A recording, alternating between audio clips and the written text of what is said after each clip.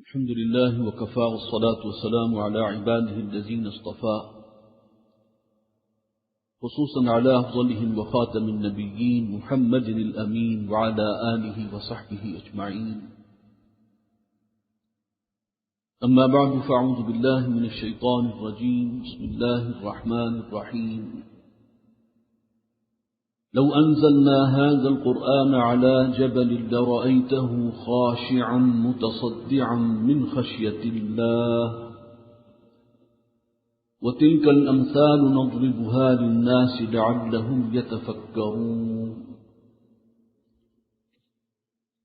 وقال جل وعلا: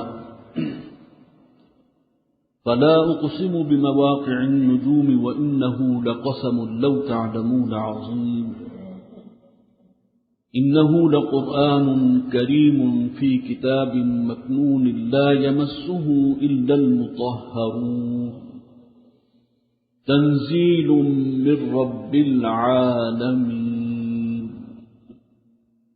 وقال جل وعلا: يا أيها الناس قد جاءتكم موعظة من ربكم وشفاء لما في الصدور وهدى ورحمة للمؤمنين. قل بفضل الله وبرحمته فبذلك فليفرحوا هو خير مما يجمعون. صدق الله العظيم. وقال النبي صلى الله عليه وسلم: إن الله يرفع بهذا الكتاب أقواما ويضع به آخرين. وقال صلى الله عليه وسلم: خيركم من تعلم القرآن وعلمه،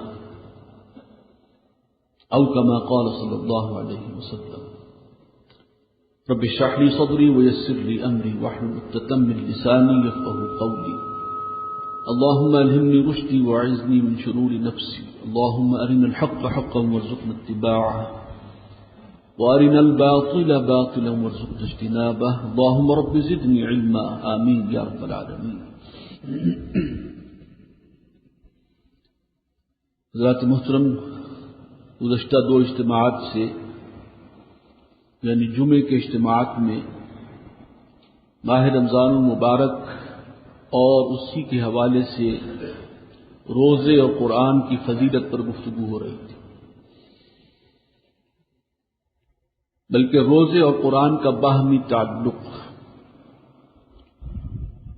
چنانچہ اس حوالے سے ایک اہم نقطہ یہ سامنے آیا کہ ماہ رمضان کی فضیلت کی اصل بنیاد، اس کی برکت کی اصل بنیاد، یہ مہینہ بہت بابرکت ہے. اس کی اصل بنیاد کیا ہے کہ یہ نزول قرآن کا مہینہ ہے. شہر رمضان الذی انزل فیہ القرآن. اسی مہینے کی ایک رات جو انتہائی بابرکت ہے، 1000 مہینوں سے افضل قرار پائی. وہ بھی کیوں افضل قرار پائی؟ انا انزلناہ فی لیلۃ القدر. وہ رات ہے، اس رات میں ہم نے قرآن نازل کیا تھا. چنانچہ حاصل کیا ہوا؟ اصل بابرکت شے، اصل عظمت والی شے قرآن. پھر یہ بات بھی سامنے آئی کہ قرآن اور روزے کا بھی باہمی تعلق ہے. کوئی سبب ہے کہ نزول قرآن کے مہینے کے ساتھ ہی روزے کی عبادت کو جوڑ دیا گیا. کوئی سبب ہے کہ دن کا روزہ ہے تو رات کا قیام اللیل ہے، اس کی بھی خصوصی فضیلت اہمیت بیان ہوئی. اور جس کی ایک شکل امت میں رائج ہے تراویح کی شکل میں، جو سال کے بقیہ 12 مہینوں میں نہیں ہے، وہ اس ایک مہینے میں ہے. دن کو روزہ رکھو، رات کو قرآن سنو. سب پڑھ نہیں سکتے، سمجھ نہیں سکتے، سب کو یاد نہیں ہے، تو ایک امام کے پیچھے کھڑے ہوں اور کم سے کم ایک قرآن تو اس مہینے میں وہ پورا کا پورا سن لیں. یہ ایک نظام جو بنا ہے وہ اسی قیام اللیل کی ایک باٹم لائن جو کہنا چاہیے کیفیت ہو سکتی ہے، تو اس کی صورت اور شکل ہو سکتی ہے، وہ یہ ہے. تو روزہ اور قرآن، ان کی بھی ایک خاص نسبت بھی ہے. اس نسبت پر میں گفتگو کر چکا ہوں، انسانی روح کے حوالے سے بھی. پھر یہ بھی کہ روزے کے ذریعے تقویٰ پیدا ہوتا ہے. اور قرآن مجید کی جو ہدایت ہے وہ انسان پر منکشف ہوتی ہے جب اندر کچھ تقویٰ ہو، اس سے صحیح فائدہ تب اٹھاتا ہے۔ ھدی للمتقین۔ یہاں پر ضمنی طور پر ایک بات سمجھ لیجیے جو آج کا میرا موضوع ہے، عظمت قرآن۔ قرآن کی اپنی عظمت، اس کا مقام کیا ہے، اور اس کی اہمیت سے تو ہم واقف ہی ہیں، لیکن اس کی عظمت، اس کا بابرکت ہونا، اور ایک اور خاص پہلو یہ ہے کہ ہمارے لیے اللہ تعالیٰ کی طرف سے جو سب سے بڑا انعام ہے، سب سے بڑا تحفہ ہے جو نوع انسانی کو اللہ نے عطا کیا، وہ بھی قرآن ہے۔ یہ بات بھی کہاں سے ثابت ہو رہی ہے؟ خود قرآن سے۔ چنانچہ یہ ہے کہ جو میرا آج کا اصل موضوع ہے، عظمت قرآن اور اہمیت، قرآن کی اہمیت۔ پہلی بات اصول یہ ہے کہ قرآن کی عظمت کو ہم ایز سچ خود نہیں جان سکتے۔ قرآن اللہ کا کلام ہے، یہ عام کتاب نہیں ہے۔ این کتابیں نیز چیز دیگرست، جیسے اقبال نے کہا تھا، فاش گویم آنچ درد مزبرست، این کتابیں نیز چیز دیگرست۔ صاف ہی کیوں نہ کہہ دوں جو میرے دل میں مزبر ہے، جو بات چھپی ہوئی ہے، زبان پر ہی کیوں نہ لے آؤں، اور وہ یہ ہے کہ یہ کتاب نہیں ہے عام معنی میں جو تم کتاب کہتے ہو، شے دیگر ہے، کوئی اور ہی شے ہے۔ مثل حق ناؤ ہم پیداستو، زندہ و پائندہ و گویاستو۔ چنانچہ اس کی قدر و قیمت، اس کی عظمت کو میں اور آپ ایز سچ سمجھ ہی نہیں سکتے۔ اسی لیے عظمت قرآن پر جو قرآن مجید کی سب سے اہم آیت ہے وہ سورہ حشر کی آیت ہے۔ فرمایا لو انزلنا هذا القرآن على جبل لرأيته خاشعا متصدعا من خشية اللہ۔ اگر ہم اس قرآن کو کسی پہاڑ پر نازل کر دیتے تو تم دیکھتے کہ وہ دب جاتا اور پھٹ پڑتا اللہ کے جلال سے، اللہ کی ہیبت سے، خشیت اللہ۔ وَتِلْكَ الْأَمْثَالُ نَضْرِبُهَا لِلنَّاسِ۔ یہ مثالیں ہیں جو ہم لوگوں کے لیے بیان کرتے ہیں، کیونکہ لوگوں کی سمجھ اور ان کی عقل جو ہے وہ بھی محدود ہے، اس کے پیمانے محدود ہیں۔ وہ زمان و مکان کے اندر تو ہے جو اس کی ایکٹیویٹی ہے، لیکن اس سے بیونڈ جو عالم ہے وہاں یہ ہیلپ لیس ہے۔ خرد ہوئی ہے زمان و مکان کی زناری، زمان ہے نہ مکان لا الہ الا اللہ، وہ تو اقبال تو وہاں کہہ گئے۔ بہرحال تم سمجھ نہیں سکتے۔ لو انزلنا هذا القرآن على جبل، اگر ہم اتار دیتے اس قرآن کو کسی پہاڑ پر تو تم دیکھتے کہ وہ دب جاتا اور پھٹ پڑتا اللہ کے جلال سے۔ وَتِلْكَ الْأَمْثَالُ نَضْرِبُهَا لِلنَّاسِ، یہ لوگوں کے لیے ہم مثالیں بیان کرتے ہیں، لَعَلَّهُمْ يَتَفَكَّرُونَ، تاکہ وہ غور و فکر کریں، عظمت قرآنی کا کچھ ادراک، احساس انہیں ہو، حقیقت تک تو نہیں پہنچ سکتے، اس تمثیل سے سمجھنے کی کوشش کرو۔ اور یہ بات سمجھ میں آتی ہے جب حضرت موسیٰ علیہ السلام کا ایک اہم واقعہ قرآن نے نقل کیا۔ کوہ طور پر بلائے گئے، کئی مرتبہ اللہ تعالیٰ نے شرف کلام عطا کیا، ہم کلامی کا شرف انہیں عطا ہوا اللہ تعالیٰ سے۔ تو ایک موقع پر فرمائش کر دی، رب ارنی انظر الیک، اے میرے رب مجھے تو موقع عطا فرما کہ میں تجھے دیکھ بھی سکوں۔ ظاہر بات ہے کہ ہم کلامی کا شرف بھی بہت اونچا تھا، چنانچہ جب بھی موقع ملا حضرت موسیٰ نے کوشش کی کہ بات کو لمبا کریں، طول دیں، اس لیے کہ اس کی جو لذت تھی وہ کسی اور شے کو اس پر تصور کیا ہی نہیں جا سکتا، وہ اور ہی شے تھی، اور ہی لذت تھی۔ تو دل میں یہ خواہش جاگی کہ اگر اللہ کا دیدار نصیب ہو جائے تو پھر کیا بات ہے۔ قال لن ترانی، فرمایا کہ تم ہرگز مجھے دیکھ نہیں سکتے، یعنی اس وقت تم زمان و مکان کی حدود کے اندر ہو، تم دیکھ نہیں سکتے، تحمل کر ہی نہیں سکتے۔ قیامت میں اہل جنت کو دیدار نصیب ہوگا،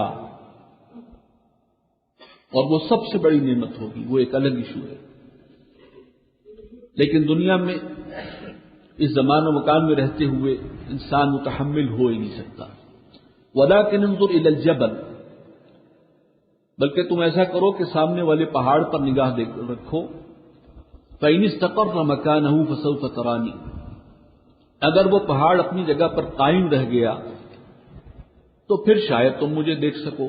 یعنی یہ اللہ تعالیٰ نے انہیں ایک ٹیسٹ دے دیا، ایک تجربہ کرانا تھا۔ خواہش تو تمہیں بہت ہے لیکن عملاً ممکن نہیں ہے سامنے والے پہاڑ کو دیکھنا، اور اگر تم قائم و بقائم ہوش و حواس اس کو دیکھ سکے، اس منظر کو، تو شاید تم مجھے دیکھ سکو۔ وہ منظر کیسے تھا؟ فلما تجلی ربہ للجبل، جب موسیٰ کے رب نے اپنی ایک تجلی ڈالی ہے اس پہاڑ پر، جعلہ دکن، اس تجلی کی تاثیر یہ تھی کہ وہ پہاڑ جو ہے ریزہ ریزہ ہو گیا۔ وخر موسیٰ صاعقا، اور موسیٰ علیہ السلام دوسرے پہاڑ پر کھڑے اس پہاڑ کو دیکھ رہے ہیں، لیکن اس کیفیت کی وجہ سے وہ بے ہوش ہو کر گر پڑے۔ تو اللہ تعالیٰ کی تجلی کا جو ظہور ہوا، جب پہاڑ پر تجلی پڑی تو پہاڑ پھٹ گیا اور ریزہ ریزہ ہو گیا، تجلی ذات باری تعالیٰ کے سبب سے۔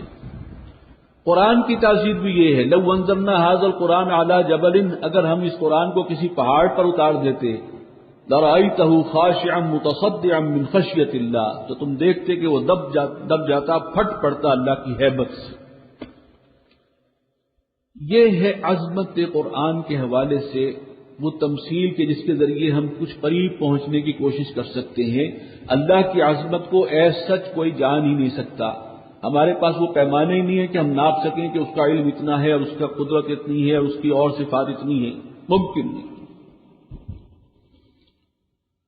تو جو تاثیر ہے اللہ کی تجلی کی، تو کلام بھی متکلم کی صفت ہوتا ہے۔ اللہ کے اس کلام میں اللہ کی صفات کی پوری عکاسی موجود ہے، ریفلیکشن موجود ہے۔ تو یہ ہے عظمت قرآن کے حوالے سے قرآن مجید کی اہم ترین آیت۔ اسی طرح سورہ واقعہ میں ویسے تو عظمت قرآن کا ذکر بہت جگہوں پر مختلف انداز سے ہے۔ قرآن مجید کو کہیں قرآن حکیم کہا گیا، کہیں قرآن مجید کہا گیا، کہیں قرآن کریم کہا گیا۔ سورہ واقعہ کا جو تیسرا رکوع ہے اس کا آغاز ہو رہا ہے، فلا اقسم بمواقع النجوم وانہ لقسم لو تعلمون عظیم، نہیں میں قسم کھاتا ہوں مواقع النجوم کی، ستاروں کے گرنے کی جگہ، وَإِنَّهُ لَقَسَمٌ لَوْ تَعْلَمُونَ عَظِيمٌ، اور یہ قسم اگر تم سمجھو تو بہت بڑی قسم ہے، اگر تم سمجھو۔ یہ مواقع النجوم کیا ہے تم سمجھ سکتے ہو یا نہیں، لیکن قرآن نے اس کا ذکر کیا ہے، اور آج ہمیں سائنس وہاں تک پہنچی ہے کہ ہمیں کچھ اس کا اندازہ ہونے لگا ہے۔ اس وقت لوگوں کو کچھ پتہ نہیں تھا مواقع النجوم کیا ہوتا ہے۔ بہت بڑی قسم ہے، وَإِنَّهُ لَقَسَمٌ لَوْ تَعْلَمُونَ عَظِيمٌ، ستاروں کے گرنے کی جگہ۔ اور یہ آج کا تصور ہے جو فلکیات کے میدان میں انسان نے بہرحال یہ مادی علوم میں تو بہت ترقی کی ہے، اس میں کوئی شک نہیں، بہت ترقی کی ہے۔ عروج اعظم خاکی سے انجم سہ میں جاتے ہیں کہ یہ ٹوٹا ہوا تارا مہ کامل نہ بن جائے، بہت آگے گیا انسان اس میں۔ اب انسان کو معلوم ہے کہ ایک بلیک ہولز کا کانسیپٹ ہے، اسی یہ جو پوری ایٹماسفیئر ہے اور یہ خلا جو ہے اس کے اندر بلیک ہولز بھی ہیں، ستارے ہیں، سیارے ہیں، ستارے بڑے بڑے ہیں، سورج 2.5 لاکھ گنا بڑا ہے اس زمین سے، اور سورج سے لاکھوں گنا بڑے ستارے بھی اس کائنات میں ان گنت ہیں جن کی گنتی ہی نہیں کی جا سکتی۔ لیکن بلیک ہولز کا کانسیپٹ ہے کہ جہاں ستارہ گر کے ختم ہو جاتا ہے، اور یہ فلکیات کا علم جو ہے وہ بتاتا ہے کہ ستارہ بھی ہر شے کی اس پر بھی ایک موت طاری ہوتی ہے، اس کی عمر کتنی ہے، وہ کتنے بلین ایئرز ہے، لیکن پھر جب اینڈ ہوتا ہے اس کا، تو پھر اس کے اندر ایک عجیب سی کشش پیدا ہو جاتی ہے اور ایک خلا پیدا ہو جاتا ہے، اور وہ آس پاس سے گزرنے والے ستاروں کو کھینچ لیتا ہے اپنی طرف، اور جو اس کی طرف کھینچ کر اس کی طرف آیا وہ ختم ہو جاتا ہے، بھسم ہو جاتا ہے۔ تو بڑے بڑے ستارے، بڑے بڑے سورج سے لاکھوں گنا بڑے ستارے بھی اس کے اندر جا کر صفر ہو جائیں گے، پوری پوری گلیکسیز اس کے اندر ختم ہو جاتی ہیں، بلیک ہولز۔ اب کچھ سمجھ میں آنے لگا کہ فلا اقسم بمواقع النجوم، میں قسم کھاتا ہوں ستاروں کے گرنے کی جگہ، وَإِنَّهُ لَقَسَمٌ لَوْ تَعْلَمُونَ عَظِيمٌ، اور اگر تم سمجھو تو یہ قسم بہت بڑی قسم ہے، چھوٹی بات نہیں ہے۔ قسم کھا کے آگے کیا بات ہمیں سمجھائی اور بتائی جا رہی ہے، إِنَّهُ لَقُرْآنٌ كَرِيمٌ، یقیناً یہ قرآن بہت ہی باعزت کلام ہے۔ اللہ تعالیٰ کی صفت بھی ہے کریم، اور اسی صفت کی عکاسی یہ قرآن بھی الکریم ہے، یعنی اللہ ہی کی صفت کی عکاسی ہے اس کے اندر۔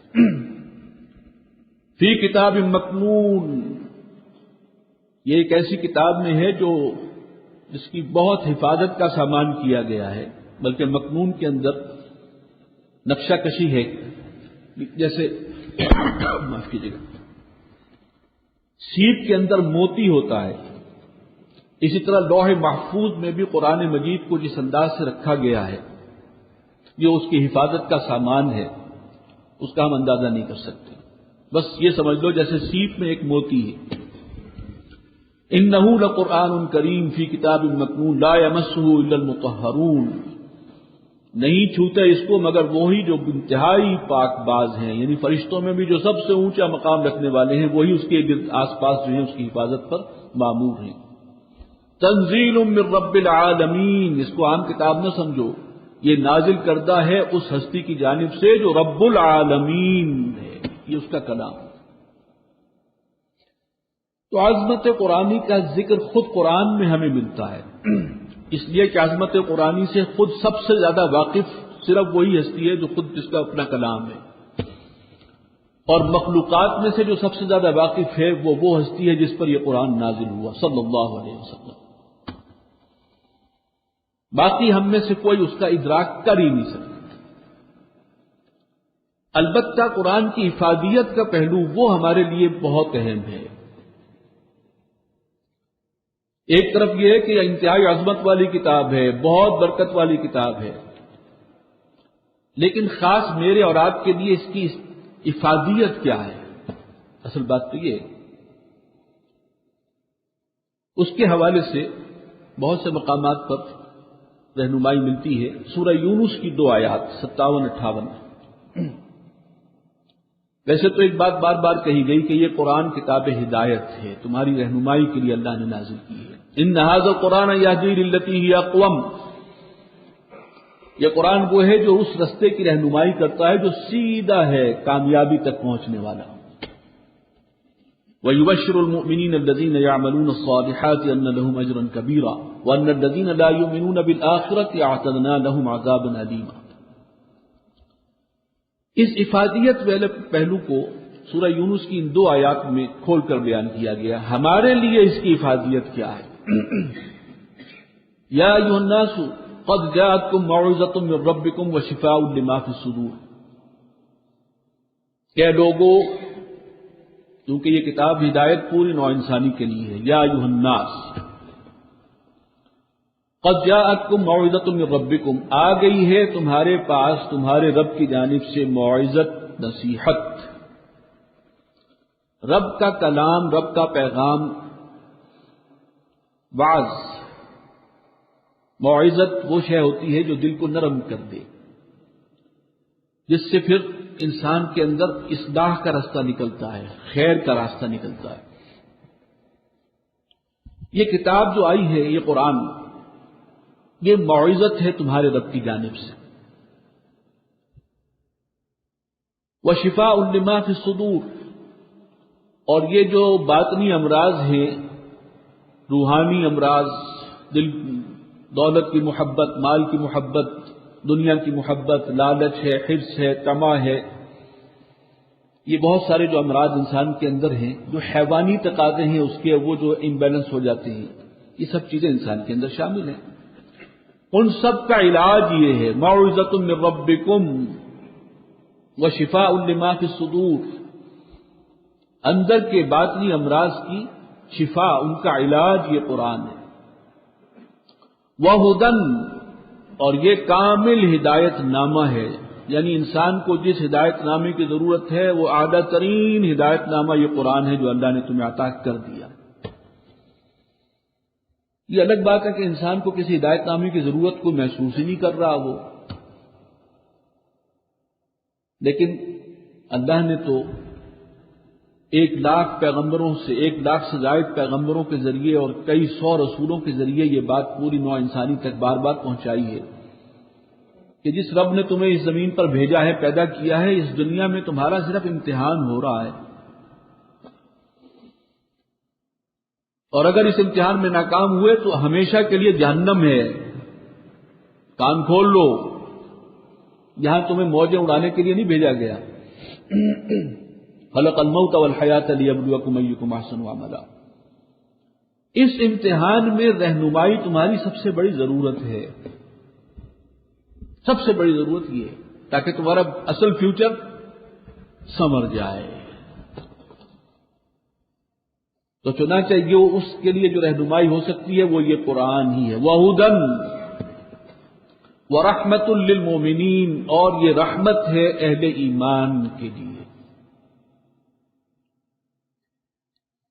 حضور صلی اللہ علیہ وسلم نے فرمایا کہ کوئی شخص بھی جنت میں اپنے عمل کے بدولت داخل نہیں ہو سکے گا جب تک کہ اللہ کی رحمت بھی اس کے شامل حال نہ ہو جائے، محض اپنے بل پر نہیں۔ اللہ کی رحمت شامل حال کیسے ہوگی؟ اس کا سب سے بڑا ذریعہ خود یہ ہے کہ اس قرآن کے ساتھ تم جڑ جاؤ، اللہ کی رحمت تمہارے شامل حال ہو جائے گی۔ یہ تمہیں سیدھے رستے پر بھی لے جائے گی یہ کتاب، اور اسی کے ذریعے اللہ کی رحمت بھی تمہارا مقدر بنے گی۔ وَهُدًى وَرَحْمَةٌ لِّلْمُؤْمِنِينَ، لیکن یہ رحمت، قرآن اپنی جگہ رحمت ہے، لیکن کون سے لوگوں کے لیے رحمت بنے گی؟ جو اس پر ایمان رکھنے والے ہیں، جو واقعی سے اللہ کی کتاب اور کتاب ہدایت سمجھتے ہیں اور اسی انداز سے اس سے رہنمائی بھی حاصل کرتے ہیں اور استفادہ بھی کرتے ہیں۔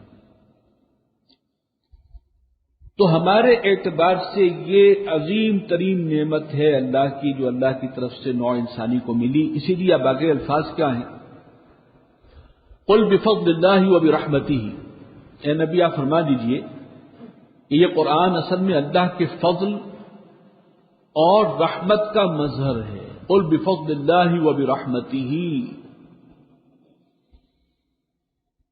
دنیا میں ہم کہتے ہیں بہت فضل ہوا اللہ کا، دنیا کے کچھ مال و اسباب مل گیا، حالات اچھے ہو گئے، کاروبار اچھا ہو گیا، بڑا فضل۔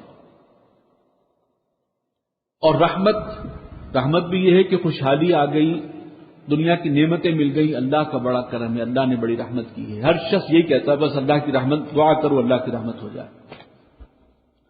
رحمت اور فضل یہ دو چیزیں ہیں جس کی انسان کو سب سے زیادہ ضرورت ہے، اللہ کی رحمت، اللہ کا فضل۔ جس کے شامل حال اللہ کی رحمت ہو، اللہ کا فضل ہو، تو اس سے بڑا خوش نصیب کوئی نہیں۔ قل بفضل اللہ وبرحمتہ، اے نبی صلی اللہ علیہ وسلم فرما دیجئے کہ یہ قرآن اللہ کے فضل اور رحمت کا مظہر ہے۔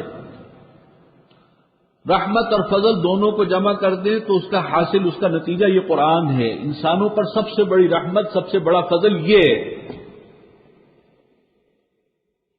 فَبِذَلِكَ فَلْيَفْرَحُوا، پس چاہیے کہ اس پر لوگ خوشیاں منائیں، اس پر جشن منائیں، یہ واقعی دولت ایسی ہے۔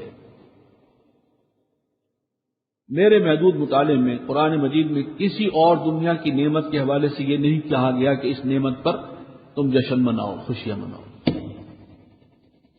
کہیں نہیں کہا، صرف واحد یہ، اس زمین کے اوپر آسمان کے نیچے اللہ کی سب سے بڑی نعمت یہ قرآن ہے جو اس نے عطا کی ہے نوع انسانی کو۔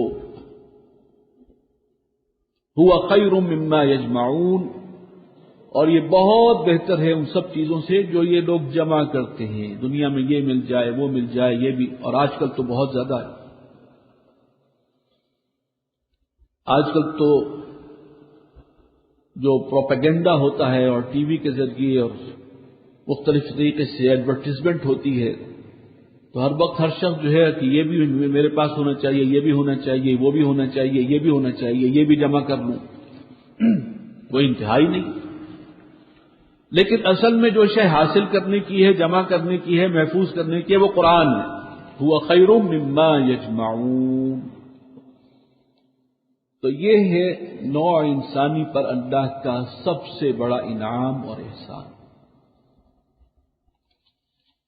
اب قرآن مجید کے حوالے سے کچھ احادیث اس میں اس کی عظمت کا ہمیں ذکر ملتا ہے.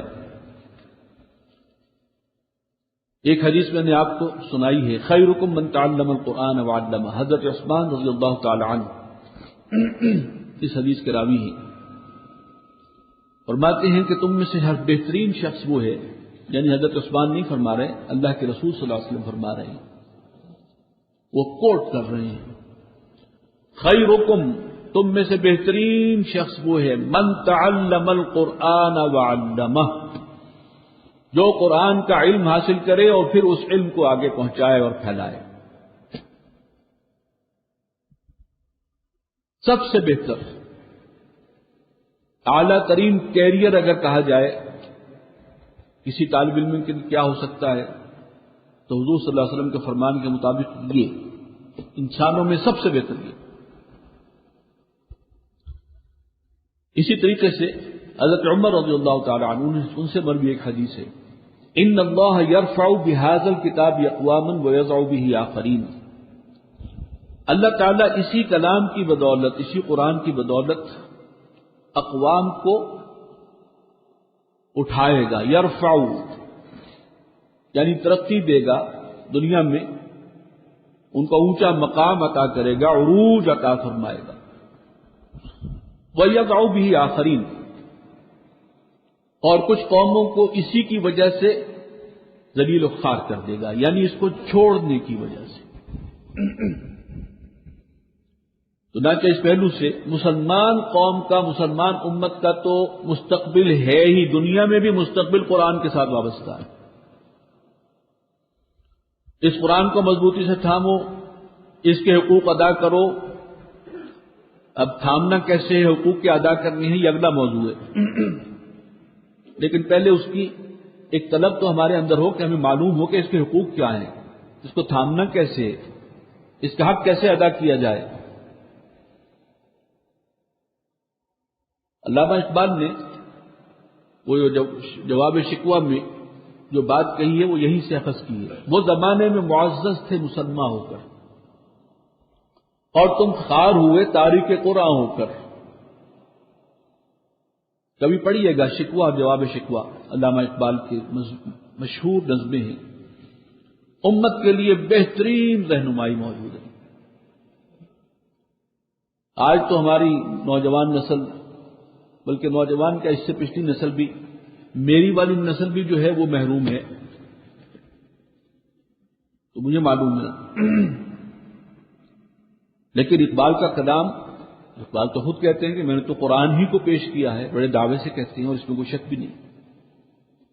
شکوہ اور جواب شکوہ 12 صفحے کی یہ دو نظمیں ہیں، اور پوری امت کے لیے رہنمائی کا سامان ہے. وہ شکوے کی کیفیت آج بھی موجود ہے. 100 سال سے زیادہ ہو گئے وہ شکوہ کہا تھا جب انہوں نے، 110 کے قریب ہو گئے.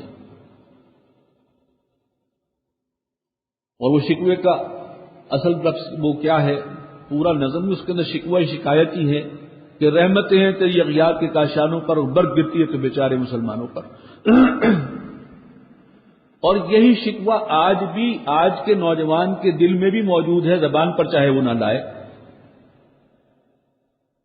سیدھی سی بات ہے کہ ہم امت مسلمہ ہیں. اللہ تعالیٰ اس زمین اور آسمان سب کا خالق و مالک ہے، اس کی نمائندہ امت اس زمین پر ہم ہیں. رحمت للعالمین محبوب رب العالمین صلی اللہ علیہ وسلم کے امتی ہم ہیں.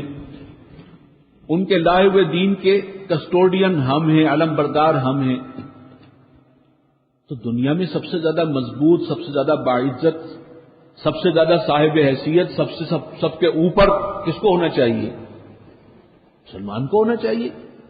لاجیکل بات ہے، بڑی سمپل بات ہے. وہ جو شہنشاہ ارض و سماوات ہے، ہم اس کے نمائندے ہیں اس چھوٹی سی زمین پر. تو یہ شکوہ لازماً آئے گا کہ رحمتیں ہیں تیری اغیار کے کاشانوں پر اور برف گرتی ہے تو بیچارے مسلمانوں پر. پروردگار تیری رحمتیں تو نظر آ رہا ہے، ترقی ساری وہاں ہو رہی ہے اور جو ہے دنیا کے مزے وہ لوٹ رہے ہیں، دنیا کی جو نعمتیں کہلائی جا سکتی ہیں وہ ان کے قبضے میں ہیں، اس سے وہ فائدہ اٹھا رہے ہیں، اور برف گرتی ہے تو بیچارے مسلمانوں پر. ظلم و ستم کے پہاڑ ٹوٹ رہے ہیں تو مسلمانوں پر ٹوٹ رہے ہیں، بے انصافی ہو رہی ہے تو مسلمانوں کے ساتھ ہو رہی ہے، ظلم ہو رہا ہے مسلمانوں کے ساتھ ہو رہا ہے. نسلیں کی نسلیں جو ہیں وہ فصلیں کاٹی جا رہی ہیں. برما کے مسلمانوں کے ساتھ کیا ہوا ہے؟ لاکھوں بے دخل کر دیے گئے، لاکھوں قتل کر دیے گئے، کوئی پوچھنے والا نہیں. فلسطین میں کیا ہو رہا ہے؟ عراق میں کیا ہوا؟ امریکہ نے جو ہے لاکھوں کو مار دیا، اور جو سبب بتایا گیا تھا معلوم ہوا کہ وہ سبب تو تھا ہی نہیں، غلط فہمی میں ہو گیا ہے. یہ کیا ماجرا ہے؟ برف گرتی ہے تو بیچارے مسلمانوں پر، اور رحمتیں ہیں تیری اغیار کے کاشان. آج بھی ہر مسلمان کے دل میں یہ سوال موجود ہے، زبان پر چاہے وہ نہ لائے. یہاں تک کہ محبوب رب العالمین صلی اللہ علیہ وسلم کے خاکے بنائے جاتے ہیں.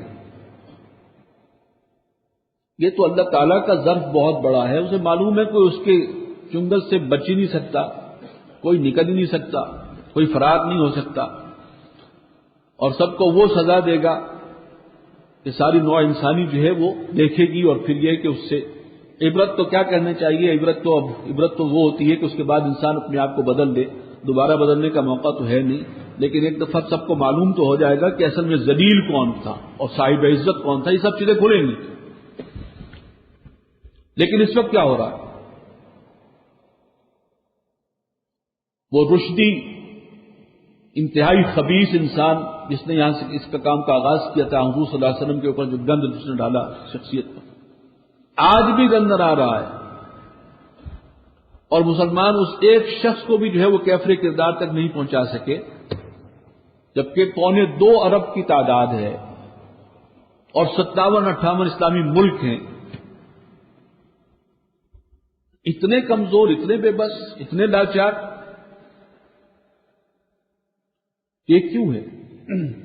تو ان اللہ یرفع بہذا الکتاب اقواما، اقبال نے بھی کہہ دیا تھا کہ وہ زمانے میں معزز تھے مسلمان ہو کر، وہ سچے مسلمان تھے. اور جب سچا مسلمان ہوتا ہے وہ قرآن مجید کو مضبوطی سے تھامتا ہے. اعتصام بحبل اللہ، اس کے لیے سب سے بڑی نعمت قرآن ہے، وہ قرآن کے ساتھ جڑا ہوا ہے. اور تم خوار ہوئے تارک قرآن ہو کر، تم نے قرآن کو چھوڑ دیا تو آج ذلیل و خوار ہو. یہ ہے وہ مضمون جو اس حدیث میں ہے جس کے راوی حضرت عمر ہے. ان اللہ یرفع بہذا الکتاب اقواما، بے شک اللہ تعالیٰ اس قرآن ہی کے ذریعے کہ قوموں کو عروج عطا کرے گا. جب تک مسلمانوں کی وفاداری رہی اس قرآن کے ساتھ، وہ پوری دنیا میں وہ آپ کو معلوم ہے کہ سپریم پاور آن ارتھ تھے مسلمان کئی صدیوں تک، مسلسل کئی صدیوں تک. اللہ کا دین واقعی قائم تھا. ہاں، اوپر کی سطح پر خلافت کے اندر پالوشن آ گئی تھی ملوکیت کی، لیکن اوور آل نظام قائم ہے نیچے، بہت عرصے تک قائم رہا، اور مسلمان بھی غالب اور سربلند رہے. لیکن جب مسلمانوں نے اللہ کے دین کے ساتھ بے وفائی کی اور غداری کی انتہا کر دی ہے، اب اللہ نے آزادی بھی دے دی ہے، اور آزاد ہونے کے بعد سب سے بڑی غداری تو ہم نے کی ہے کہ اسلام کے نام پر ملک حاصل کیا. اور واقعتاً اللہ تعالیٰ کی غیبی مدد، غیبی تائید تھی، اس کے بغیر پاکستان بن ہی نہیں سکتا تھا۔ اور یہ اللہ کی سنت ہے، کوئی کہے کہ میں دین کے لیے کام کروں گا تو اللہ تعالیٰ اس کی مدد کرتا ہے، لیکن پھر اگر اس کے بعد پھر جائے تو پھر دنیا ہی میں اس کے اوپر عذاب بھی آتا ہے۔ تو ایک جگہ بھی اللہ کا دین قائم نہیں ہے، دین سے بے وفائی اور غداری کا تو یہ عالم ہے مسلمانوں کا۔ لہذا ذلت، مسکنت، عذاب سب کے سب آج مسلمانوں کے اوپر ہے، ذلت اور رسوائی سب سے بڑھ کر مسلمانوں کی حقیقت ہے، ماننا چاہیے۔ تو ان اللہ یرفع بہذا الکتاب اقواما ویضع بہ آخرین۔ ایک اور حدیث ہے حضرت علی رضی اللہ تعالی عنہ، اس کے راوی ہیں، اور وہ خاصی طویل بھی ہے، بہرحال میں کوشش کرتا ہوں کہ اس کا ترجمہ کم سے کم سامنے آ جائے۔ عظمت قرآن کے حوالے سے بڑی عظیم حدیث ہے، بڑی جامع حدیث۔ عن علی رضی اللہ تعالی عنہ، حضرت علی رضی اللہ تعالی عنہ سے روایت ہے، قال انی سمعت رسول اللہ صلی اللہ علیہ وسلم یقول، کہتے ہیں کہ میں نے سنا اللہ کے رسول صلی اللہ علیہ وسلم کو فرماتے ہوئے، اور اندازہ یہ ہے کہ کوئی خطبہ ارشاد فرمایا تھا اللہ کے رسول صلی اللہ علیہ وسلم نے۔ یقول انہا ستکون فتنۃ، کہتے ہیں کہ اللہ کے رسول نے فرمایا کہ ان قریب ایک فتنہ ظاہر ہوگا، ایک بڑا فتنہ آئے گا، یعنی مسلمانوں کے اندر، اور وہ کچھ ہی عرصے کے بعد ظاہر بھی ہوا۔ عبداللہ ابن سبائی فتنہ، حضرت عمر، حضرت عثمان غنی جو تیسرے خلیفہ راشد ہیں رضی اللہ تعالی عنہ، ان کے عہد خلافت کے آخری حصے میں، ان کا عہد خلافت 12 سال پر مشتمل تھا، آخری 2 سال جو ہیں اس میں یہ فتنہ آیا ہے۔ یہ ایرانیوں کی طرف سے اور یہودیوں کی طرف سے ایک بہت بڑی سازش تھی جس سے ایک فتنہ رونما ہوا۔ انہا ستکون فتنۃ، ان قریب ایک فتنہ ظاہر ہوگا۔ قلت ما المخرج منها یا رسول اللہ، وہ کہتے ہیں کہ میں نے پوچھا کہ اللہ کے رسول صلی اللہ علیہ وسلم، اس سے بچ نکلنے کا راستہ کیا ہے؟ یہاں ان کے سوال پر ذرا غور کیجیے گا۔ حضرت علی نے یہ نہیں پوچھا کہ وہ فتنہ کیسا ہوگا، اس کی نوعیت کیا ہوگی، اس کی شدت کتنی ہوگی، اس کے اسباب کیا ہوں گے، ایکڈیمک نوعیت کا کوئی سوال نہیں کیا۔ ہاں، جو مسئلہ ہے اصل کہ فتنہ آئے گا، اللہ کے رسول نے فرما دیا، ہمیں کیسے اس سے بچنا ہے اور اس فتنے میں ہمیں کیسے بیہیو کرنا ہے، ہمیں رہنمائی تو یہ چاہیے۔ بل مخرج، اس سے نکلنے کا راستہ کہ انسان اس فتنے میں انوالو نہ ہو، بچ جائے۔ قال کتاب اللہ، فرمایا اللہ کی کتاب، یعنی وہ اس کو مضبوطی سے تھامے رکھنا۔ جیسے ایک حدیث میں ہے قد ترکت فیکم ما ان اعتصمتم بہ لن تضلوا ابدا کتاب اللہ، یہ مسلمانوں میں تمہارے درمیان چھوڑ کر جا رہا ہوں وہ شے کہ اگر تم اس کو مضبوطی سے تھامے رکھو گے تو کبھی گمراہ نہیں ہوگے۔ کتاب اللہ، وہ اللہ کی کتاب ہے، اور وہ قیامت تک جو ہے وہ اللہ نے اس کی حفاظت کا ذمہ لیا ہے، اور تم نے اگر اس کو تھامے رکھا تو کبھی گمراہ نہیں ہوگے۔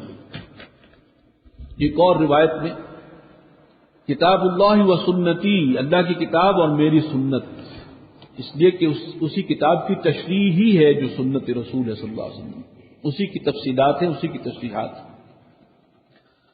تو قال کتاب اللہ، فتنے سے بچ نکلنے کا راستہ بس قرآن کو مضبوطی سے تھام لینا۔